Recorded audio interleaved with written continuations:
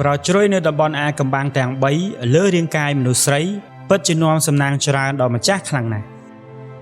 សម្រាប់ស្ត្រីដែលមានប្រជ្រុយនៅតំបន់ទាំង3ដោយបានបង្ហាញនៅក្នុងវីដេអូនេះពិតជាពិសេសបំផុតទោះជាយ៉ាងណាក៏ដោយមានប្រជ្រុយដែលនាំសំណាងដល់អ្នកហើយក៏មានប្រជ្រុយដែលរារាំងសំណាងរបស់អ្នកផងដែរយោងទៅតាមនរវិទ្យាស្ត្រីដែលមានប្រជ្រុយនៅក្នុងកន្លែងឯកជនទាំង3ភាគច្រើនជាមនុស្សដែលមានសំណាងធំមានបុណ្យវាសនាខ្ពស់ក៏មានអ្នកមានបុណ្យតាមថែរក្សាផងដែរដូច្នេះចង់ដឹងថាតើប្រជ្រុយទាំង3កន្លែងនោះមាននៅកន្លែងណាខ្លះសូមបន្តទស្សនាជាមួយ admin ដូចតទៅ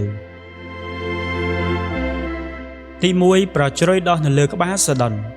ស្ត្រីដែលមានប្រជ្រុយនៅតំបន់នេះមានសំណាងល្អខ្លាំងជីវិតពិតជាអំណោយផលនិងមានសំណាងណាស់មនុស្សស្រីទាំងនេះតែងតែបង្កើតបានកូនប្រកបដោយភាពឆ្លាតវៃនិងមានទេពកោសល្យខ្ពស់លើពីនេះទៅទៀតមនុស្សទាំងនេះក៏រីករាយនឹងពរជ័យពីឋានសួគ៌ដូច្នេះនឹងទទួលបានផ្លូវទៅកាន់កតនាមដ៏ភ្លឺស្វាងបំផុតពួកគេក៏មានឆន្ទៈដ៏ខ្ជាប់ខ្ជួនប្រឹងប្រែងឲ្យអស់ពីសមត្ថភាពតាមគោលដៅដែលពួកគេដេញតាមដូច្នេះនៅពេលដែលពួកគេមានវ័យកាន់តែចាស់ពួកគេកាន់តែមានទ្រព្យសម្បត្តិ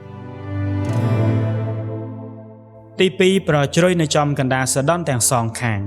ស្ត្រីជាម្ចាស់ប្រជ្រុយដែលដោះត្រង់ចន្លោះសដុនគឺជាមនុស្សដែលមានសុភមង្គលក្នុងគ្រួសារច្រើននិងមានអាយុវែងស្ត្រីទាំងនេះមានផ្លូវចម្រើនរុងរឿងទទួលបាននូវសិរីសួស្តី